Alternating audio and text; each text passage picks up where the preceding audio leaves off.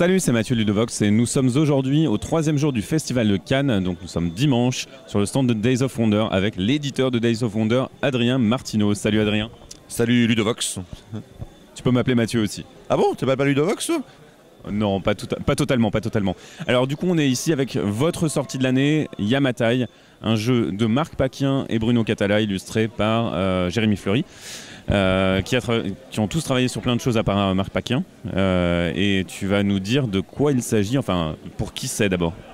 Alors, Yamatai, nous on le décrit comme étant un peu dans la même gamme que Five Tribes, c'est-à-dire que des jeux qui sont totalement différents. Mais c'est à peu près la même complexité, la même profondeur. Donc c'est un jeu pour 2 à 4 joueurs. Nous, sur la boîte, on met 13 ans ou plus. Donc c'est des jeux qui sont par rapport à ce qu'on fait avec Aventurier du Rail ou Small World, qui sont plus gamers. Après, ce ne sont pas des jeux longs. Ce ne sont pas des jeux dont les parties durent 2-3 heures. Donc c'est quand même des parties qui vont durer à peu près 1 heure, 1 heure et quart, 1 heure et demie grand max, peut-être sur des grosses parties à 4 joueurs, mais d'un format qui est plutôt restreint par rapport à d'autres jeux de gamers. Alors l'histoire de Yamatai, c'est quoi ? Alors, l'histoire de Yamatai, c'est que Yamatai en fait un mythe ou une légende sino-japonaise, et on remonte en fait à l'antiquité de cet endroit géographique, et on parle d'un archipel ou d'un endroit qu'on ne sait pas très bien où c'était. On pense que c'était dans les années moins 200, moins 300 avant Jésus-Christ, et c'était à une époque, il était dirigé par la fameuse reine Himiko, qui était un peu dur comme reine, mais au moins juste et équitable envers tous ces sujets. Et voilà, donc il y a beaucoup, en tout cas en Chine et au Japon, effectivement c'est un peu les fondements, les premières traces qu'on a un peu de culture japonaise de l'époque. Alors du coup, ça va effectivement avoir un look très asiatisant, c'est normal. Et du coup, qu'est-ce qu'on est comme joueur, qu'est-ce qu'on essaye de faire? Alors on est des constructeurs, des architectes en fait pour la reine, et on va essayer de développer son royaume et de lui construire le royaume de Yamatai pour lui faire plaisir. On va essayer de construire le plus beau royaume en amenant des ressources, en utilisant correctement ces ressources dans l'archipel. D'accord, et du coup comment est-ce qu'on gagne? Est-ce que c'est des points de victoire? Est-ce qu'il y a des objectifs à atteindre particuliers? Alors c'est totalement un jeu à points de victoire, hein, donc on va faire des points de victoire principalement en construisant des bâtiments. Ça va représenter facilement 2/3 généralement de nos points de victoire. Puis après, on aura quelques points en recrutant des spécialistes qui vont nous donner des pouvoirs et nous aider, mais aussi nous donner des points de victoire, hein. Un peu comme les jeans de Five Tribes, on se rappelle. Ainsi qu'à la fin de la partie, l'argent qu'on a emmagasiné, parce qu'on va pouvoir vendre des ressources, on va pouvoir gagner de l'argent en construisant. L'argent vont aussi être des points de victoire. Alors du coup, comment est-ce qu'on va jouer quels sont les mécanismes principaux du jeu et comment est-ce qu'on va les jouer à son tour de jeu? Alors, le mécanisme relativement central dans la partie, et qui est assez intéressant je trouve aussi qui est relativement novateur, c'est les flottes. Les flottes, ce sont les tuiles que vous voyez ici, et à chaque début de tour en fait il y a 5 flottes. Donc chaque joueur, quand il va commencer son tour, en commençant par le orange dans cet exemple là, il va sélectionner l'une des tuiles flottes, et ces tuiles flottes en fait elles vont faire plusieurs choses.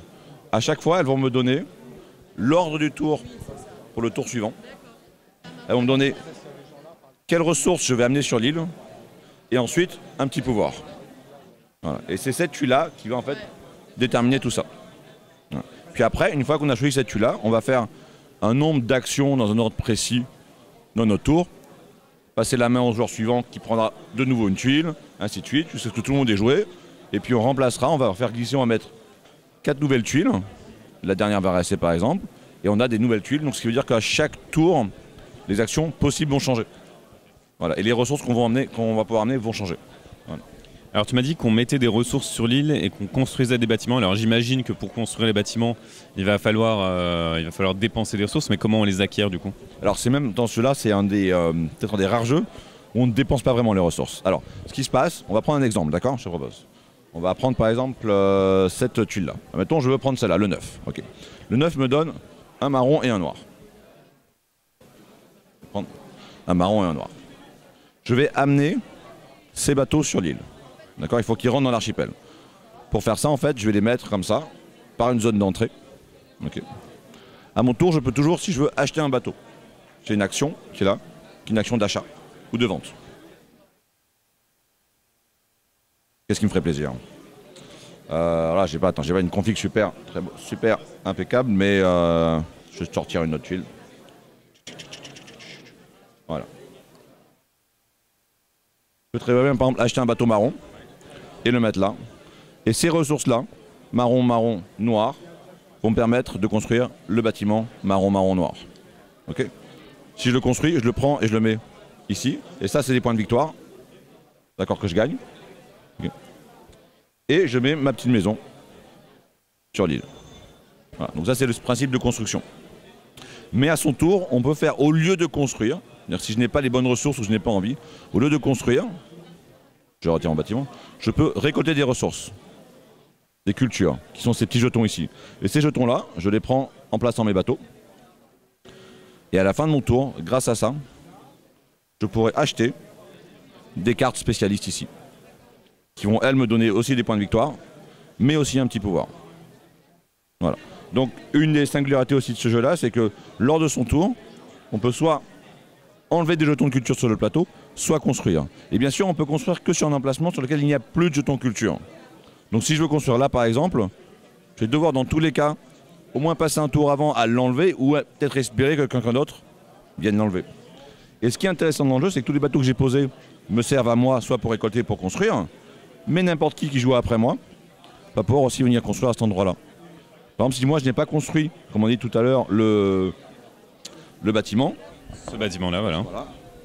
Que quelqu'un d'autre arrive derrière, il pourra partir d'ici, dire ah ben moi je chaîne par rapport à ce bateau noir, donc noir et noir, c'est autorisé, c'est ce qu'on doit faire.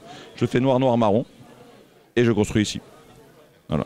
Donc c'est vraiment un jeu où il faut arriver à poser ce qu'on a besoin sans trop pouvoir en donner quelque part aux joueurs suivants. Donc on retrouve un peu ce côté de Five Tribes qui est je fais quelque chose qui va être bénéfique pour moi, mais faire attention que ce ne soit pas trop bénéfique pour mes compétiteurs, néanmoins collègues.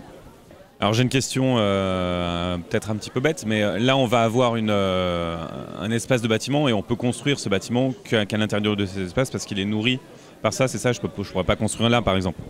C'est ça, l'idée c'est qu'on va entourer les îles, les îles de l'archipel par des bateaux en essayant de faire correspondre la sélection de bateaux aux tuiles disponibles à la construction. Et bien sûr d'un tour à l'autre, on va remettre de nouvelles tuiles, on va changer les spécialistes, donc tout ça va changer et puis on va avoir des bâtiments plus faciles, plus durs.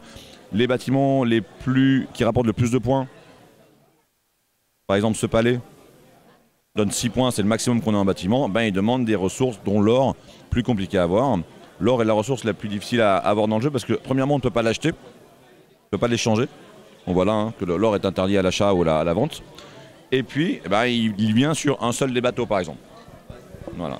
Donc l'or c'est la ressource un peu précieuse, donc les bâtiments on va placer plus d'argent, donc on va essayer de capitaliser là-dessus, et puis peut-être on a le droit à chaque tour de garder un bateau en réserve d'un tour sur l'autre, uniquement un. Donc souvent quand on a de l'or, on va essayer de le garder le plus longtemps possible pour arriver à la bonne combinaison de ressources disponibles sur les bateaux et construire un bâtiment qui fait plus de points. Alors du coup on peut construire qu'un seul bâtiment par espace, tu l'as dit, mais donc on a des bâtiments qui sont neutres, les palais, les temples, j'ai l'impression. Et les montagnes, elles servent à quoi? Alors les montagnes, c'est beaucoup plus prestigieux dans Yamatai de construire sur une montagne. C'est super classe, tu vois, t'es en hauteur, t'as vue sur la mer.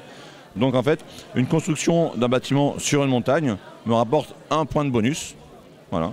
Donc mon bâtiment là, au lieu de me rapporter les 2 points qu'on avait tout à l'heure, hop, ça sera finalement un bâtiment à 3 points. Voilà. De la même manière, il y a des bâtiments qui sont à ma couleur, donc qui sont les oranges par exemple. Ça, les bâtiments, c'est aussi une condition de fin de partie. Dès qu'un joueur n'a plus de bâtiment, on arrête la partie. D'accord ? Mais il y a des bâtiments de prestige, qui sont des bâtiments rouges. Donc on les a vus tout à l'heure. Souvent plus dur à construire. Et quand je construis ce bâtiment de prestige, je mets un palais, mais le palais n'est pas à ma couleur. Il a une couleur qui est neutre. D'accord ? Le palais rapporte beaucoup de points, mais maintenant, chaque construction près du palais va rapporter des points. Si je construis, le bleu construit près du palais que j'ai posé, c'est aussi un point de prestige. Alors la combinaison ultime, c'est quand tu fais sur une montagne près d'un palais. Donc c'est 2 points en plus qui viennent. Et notamment par rapport à ma couleur, il y a aussi ce qu'on appelle les groupes. Quand je fais des groupes de bâtiments à la même couleur, je gagne de l'argent, je cumule. Donc ça c'est un groupe de 2. Si je fais un groupe de 2, c'est 2 pièces. Je continue, c'est un groupe de 3, 3 pièces, ainsi de suite. Et à la fin, chaque groupe de 5 pièces te rapporte un point de victoire. Donc c'est intéressant parce que c'est de l'argent à la fin, des points de victoire. C'est aussi du cash pour pouvoir acheter des ressources quand on a besoin. Donc l'argent est aussi un élément assez important dans le jeu. Donc alors tu as parlé d'une des conditions de fin de partie, est-ce que c'est la seule, donc de ne plus avoir de bâtiment, est-ce que c'est la seule condition de fin de partie ou est-ce qu'il y en a d'autres? Non, il y en a 4. Alors les 2 qui arrivent le plus souvent, ce sont effectivement plus de bâtiments ou une couleur de ressources s'épuise, de bateau s'épuise. Après, il y a 2 conditions qui sont un peu plus rares, qui sont il n'y a plus de tuiles spécialistes quand on veut remettre, ou il n'y a plus de bâtiments. Voilà. Ok, ben écoute, c'est une explication assez complète j'imagine du jeu. Après, il y a beaucoup de choses qu'on n'a pas dit qui sont quels sont les pouvoirs des tuiles, quels sont les pouvoirs des spécialistes. Alors là, je te laisse le découvrir parce qu'il y en a plusieurs. Et après, c'est aussi un jeu de savoir combiner la bonne tuile flotte au bon moment avec la bonne utilisation du bon spécialiste, trouver le bon bâtiment. Donc il y a beaucoup de combinatoires. Ouais. Et est-ce que tu peux me parler de l'aventure éditoriale du jeu? Parce qu'il me semble qu'à la base, c'est un jeu de Marc Paquin. Et comment est-ce que Bruno Cathala est arrivé et est devenu co-auteur? Alors pour nous, c'est un jeu de Marc Paquin et Bruno Cathala. Vraiment, parce que quand nous, on a présenté le projet, les 2 co-auteurs étaient déjà là. Voilà. Pour la petite histoire, en fait, c'est effectivement Marc qui avait l'origine de ce jeu-là, dans ses bagages, et qui l'a présenté à Bruno lors d'une soirée jeu. Pour sûrement peut-être trouver un peu d'aide pour développer un peu le projet, et Bruno a accepté, et ils ont développé le projet ensemble, avant de nous le montrer. Oui. Et en termes de positionnement éditorial, effectivement, ça ressemble beaucoup. Ça a l'air de procurer le même genre de sensation que Five Tribes. Du coup, est-ce que c'était une évidence de faire Yamatai ou est-ce que le choix était un petit peu plus difficile que ça? Alors en fait, quand on a vu le jeu, au début, on s'est beaucoup dit on pourrait peut-être le mettre dans le même univers que Five Tribes. Et c'est ça effectivement au début qui nous a fait beaucoup réfléchir et beaucoup aimer le projet en se disant c'est chouette, on pourrait, au lieu de faire une extension, faire un nouveau jeu dans le même univers, comme ça se fait sur certains univers, et dire voilà, c'est pas le même jeu, mais au lieu de faire par exemple le sultanat de Nakala, on jouerait une ville dans le sultanat ou quelque chose comme ça. Et on a beaucoup parlé de ça au début, c'est vrai que c'était la direction qu'on voulait prendre. Et en fait, on s'est dit que ça risquait d'avoir un peu l'effet inverse qu'on souhaiterait, c'est-à-dire de renfermer un peu le jeu dans quelque chose que les gens jugeraient trop en avance. Dire j'aime bien Five Tribes donc je vais le prendre, ou j'aime pas donc ça m'intéresse pas. Et donc peut-être de limiter un peu le potentiel de Yamatai à n'être que quelque chose dans l'univers de Five Tribes. Et je pense que Bruno était assez d'accord avec ça, Bruno et Marc, parce que Five Tribes est un jeu que de Bruno. Et ça peut-être un peu bizarre, notamment pour Marc, de se ramener dans le projet Five Tribes, il y a ça. Donc je pense que c'était plus logique au final que Yamatai ait sa propre identité, son propre univers. Et ce qui nous intéressait, nous, c'est de garder un peu ce thème. Je trouve que sur ce genre de jeu de développement, avoir un thème antique, mythologique, sur lequel on va pouvoir avoir justement des spécialistes un peu mystiques, qui ont des pouvoirs étonnants. Et un thème comme ça nous permettait justement de développer le jeu pas dans le même univers, mais dans la même ambiance, dans le même... l'ambiance un peu effectivement antique qu'il y a dans Five Tribes. Et du coup, comment vous est venue l'idée de choisir Yamatai, l'archipel de Yamatai qui est un peu l'Atlantide, donc sino-japonaise? En fait, c'était il y a pile un an, un petit festival qui s'appelle le Festival de Cannes. On était assis avec Bruno juste derrière, là, et c'était le soir avant l'ouverture du festival, et on voulait montrer le proto. C'est une bonne occasion de montrer le proto, donc on va faire des démos du proto. Et on se dit, ouais, mais c'est là qu'on a réfléchi sur l'univers et il faut qu'on trouve un truc. C'est qu'effectivement, Five Tribes nous allait plus, le mettre dans Five Tribes nous l'allait plus en termes d'univers.